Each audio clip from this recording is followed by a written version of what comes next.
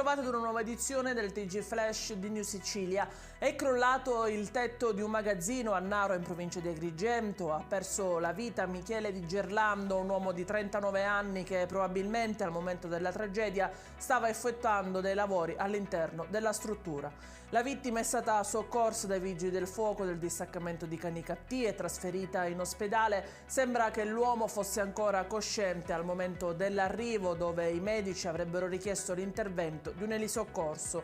Il 39enne però sarebbe già morto prima che il mezzo giungesse sul luogo. A Naro invece si sono recati i carabinieri che stanno indagando su quanto accaduto. Ci spostiamo a Palermo, dove il questore ha disposto 2 DASPO nei confronti di altrettanti tifosi palermitani. I provvedimenti sono l'immediata risposta fornita dalla Polizia di Stato ad una grave aggressione avvenuta ieri da un gruppo di tifosi palermitani nei confronti di tifosi comaschi in occasione dell'incontro di calcio tra le squadre del Palermo e del Como. L'aggressione è avvenuta nei confronti di 2 minivan con a bordo dei tifosi quando i mezzi in fase di avvicinamento allo stadio sono stati oggetto di ripetuti calci e pugni. Gli aggressori sono riusciti a far arrestare la marcia dei mezzi, hanno aperto le portiere e sono entrati cercando di percuotere i tifosi. Via libera dalla Giunta regionale alla proposta dell'assessore all'agricoltura Luca Sammartino di richiesta di calamità naturale per i danni causati dal maltempo che ha colpito tra fine settembre e metà ottobre i territori delle province di Palermo, Agrigento e Trapani e che ha messo in ginocchio diverse aziende agricole.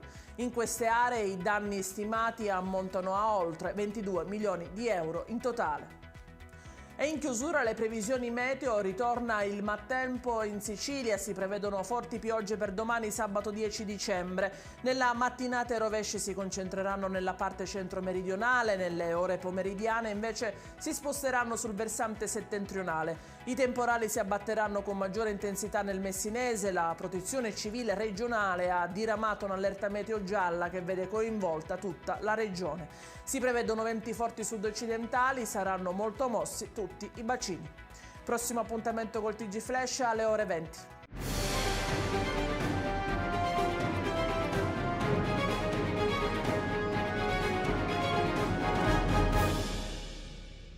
Procar, centro assistenza autorizzato BMW e Mini, adesso anche BMW Motorrad, via George Marshall 7, Mister Bianco, Catania.